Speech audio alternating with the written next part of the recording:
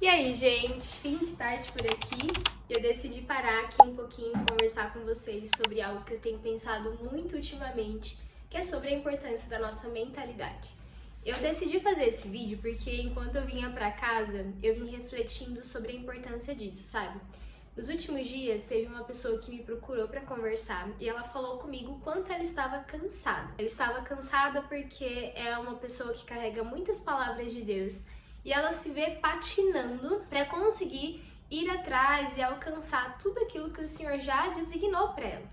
E ela abriu o coração dela comigo, mas enquanto ela falava, eu percebia que existia uma diferença muito grande sobre onde ela queria chegar e onde a mente dela estava naquele momento. Eu percebia que enquanto ela queria ser uma pessoa que avança, que vai para cima, a mentalidade dela era como um peso puxando ela para baixo. Porque enquanto ela queria ser uma pessoa produtiva, na mentalidade dela ela tinha uma verdade de que ela era preguiçosa. E enquanto ela queria avançar e conquistar as coisas que o Senhor tinha colocado no coração dela, ela acreditava que ela não era capaz de fazer isso. E aí, depois daquela conversa, eu olhei para ela e eu falei a seguinte frase: olha, você não vai mudar enquanto a sua mentalidade não mudar. E eu falei isso para ela, mas essa frase tem sido muito para mim também, e eu tenho certeza que ela também pode ser para você. Eu comecei a me dar conta da importância da mentalidade, principalmente na vida de um cristão, um pouco mais de um ano atrás, enquanto eu estava lendo a Bíblia. Eu me deparei com Provérbios 23:7, que vai dizer: como o homem pensa, assim ele é. Uau! Eu já tinha lido essa passagem algumas vezes, mas quando eu li daquela vez, algo diferente mudou dentro de mim. Eu recebi uma revelação do alto sobre como a renovação da mente, sobre como a minha mentalidade pode ditar a minha vida, e Deus se importa com a minha mente. Ele deseja transformar a minha e a sua mente, porque só dessa forma nós iremos conseguir viver a plenitude de tudo que Ele tem pra gente. Essa passagem diz que os nossos pensamentos influenciam diretamente em quem nós nos tornamos. E isso é algo que faz todo sentido, porque se eu penso que eu sou um derrotado, eu começo a agir como um derrotado. Se eu penso que eu sou incapaz, as minhas atitudes elas vão demonstrar incapacidade. Se eu não tenho uma mentalidade de que eu sou filho de Deus, eu vou agir como um órfão. E se eu tenho uma mentalidade de escassez, vai ser como se eu nunca tivesse os recursos suficientes para alcançar aquilo que o Senhor está me chamando. E ali eu comecei a entender que as minhas ações não iriam mudar enquanto a minha mente não fosse transformada. Isso é algo, gente, que é muito profundo. Você já parou para pensar sobre isso na sua vida? Quantas coisas você tem deixado de fazer, deixado de alcançar porque você tem uma mentalidade que te limita? E algo que eu amo nas escrituras é porque as escrituras nos apontam aquilo que nós precisamos mudar, aquilo que nós precisamos deixar que o Senhor transforme dentro de nós. Mas as Escrituras também nos revelam como alcançar essa transformação. Romanos 12:2 vai dizer: não se amoldem a este mundo,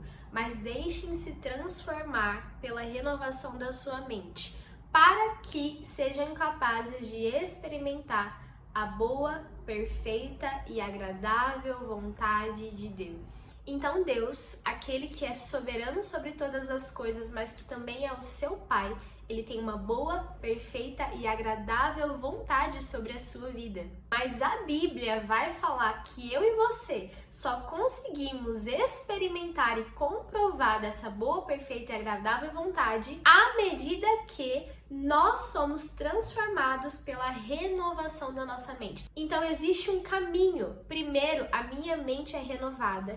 Então, a minha vida é transformada. Então, eu desfruto da boa, perfeita e agradável vontade de Deus. Você consegue perceber a importância da renovação de mente? Sem a renovação de mente, eu e você não conseguimos alcançar uma transformação genuína no Senhor. E por consequência, também não conseguimos desfrutar dos planos perfeitos do Pai para as nossas vidas. Agora, o que seria de fato passar pelo processo de renovação de mente?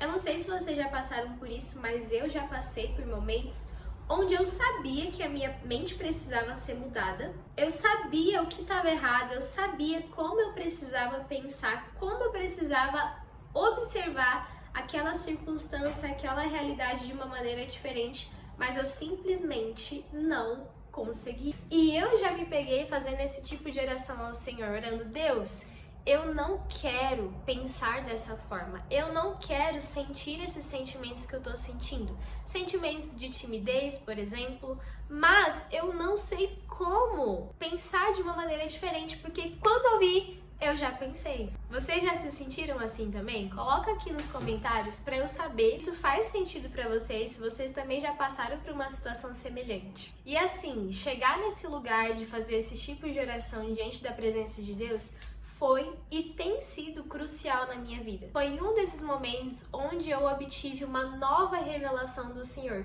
sobre como genuinamente obter uma renovação de mente dia após dia. 2 Coríntios 2,16 vai dizer que nós temos a mente de Cristo. Só que para a gente entender essa passagem, a gente precisa ler o capítulo inteiro. E no capítulo inteiro, Paulo vai falar o seguinte: olha, eu e você que somos cristãos, nós temos o Espírito de Deus dentro de nós. O Espírito de Deus é aquele que sonda o coração de Deus e conhece todas as coisas a respeito de Deus. O Espírito de Deus que está dentro de mim e de você possui a mente de Cristo. Então, porque o Espírito de Deus está dentro de mim, eu tenho a mente de Cristo dentro de mim.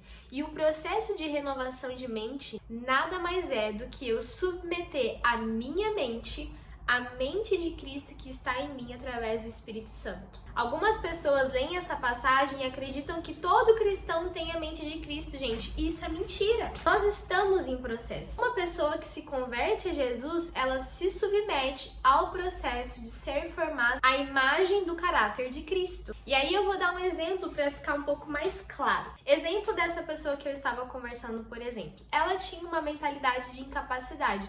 Eu não consigo, eu não me vejo alcançando isso que o Senhor tem para mim. Essa era a mentalidade dela. Entretanto, ela possui o Espírito Santo.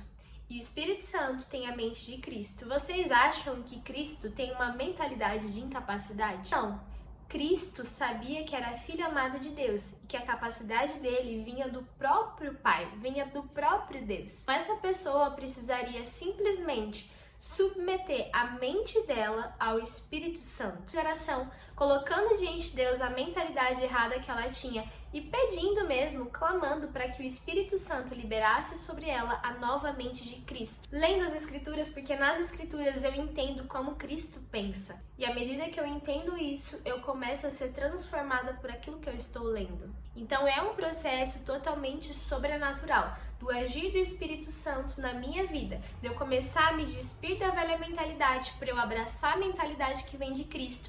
E isso é o que de fato transforma as nossas vidas. A nossa transformação não começa de fora para dentro, mas ela é de dentro para fora. E a nossa mente é como se fosse a central de comando do nosso corpo e da nossa vida. E é por isso que eu e você não conseguiremos avançar e conquistar tudo que Deus tem para nós até que a gente submeta a nossa mentalidade a um processo de renovação e transformação. Para mim, esse assunto ele é muito essencial, foi por isso que eu decidi fazer esse vídeo aqui.